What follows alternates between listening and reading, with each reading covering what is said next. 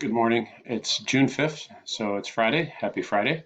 Wasn't a very happy Friday this morning for me. Had a power transformer blow on my street a little after 6 o'clock this morning. It's been out until just recently.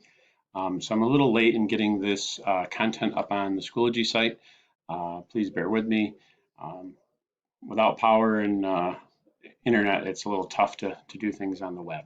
I'm sure the folks that live in the Manlius area where the power transformer went down on Do Good Road last week can 100% empathize. I feel rather fortunate that mine was only out for about an hour and a half. I know that I'm not sure what kind of transformer it was on Do Good Road in Manlius that went last week, but I think most people said they were out for like 6, 8, 12, 15 hours without electricity. And, most people would probably go, oh, there's 24 hours a day, 15 hours. It's no big deal. You know what? Electricity and the technology that we have in our homes that allow us to live pretty comfortably, you don't really realize like how important that technology is and how nice it is to have until you don't have it. Okay? Then you start realizing, oh boy, this is not good. So, now, you guys, you may be minorly inconvenienced of it, but your parents are probably more like myself in that when power goes out, they start thinking like, oh my goodness, I got all this food in the refrigerator back here. Hope this power goes on soon because I don't want all this food that I bought to go bad.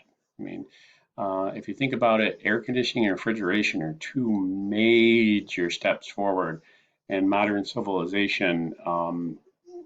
From what occurred before them.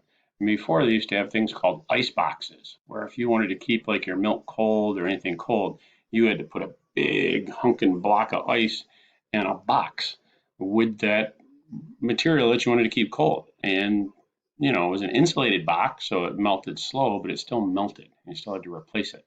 Now we have electricity and air conditioning and refrigeration where we have this wonderful appliance back here called a refrigerator that keeps all of our food set for absolute perfect temperature.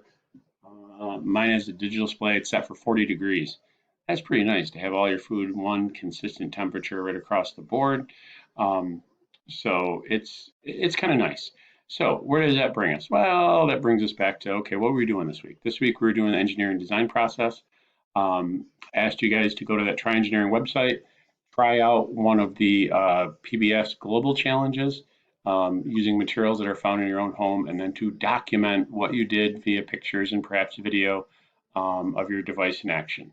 So pretty interesting that you get to pick what you want to do. I know it's a little challenging getting going on something like that because a lot of times that's the hardest step that people take is like, oh my goodness, which one am I going to pick?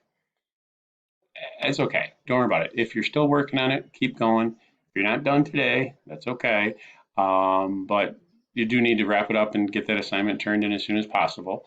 Let's see what else. Yeah, I think that's good. So, today, hot and humid weather.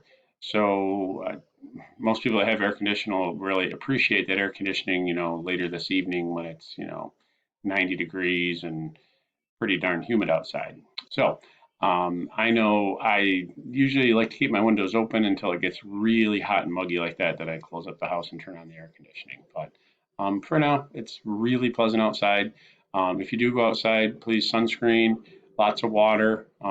If you're, perspiring a lot, you need to get that water back in you so you don't dehydrate. So please be safe out there, guys. Miss you guys. Wish we were back in the classroom, but we're almost done with the school year, so it is what it is. Please let's get that assignment done as soon as you can. Thank you so much. Have a great day.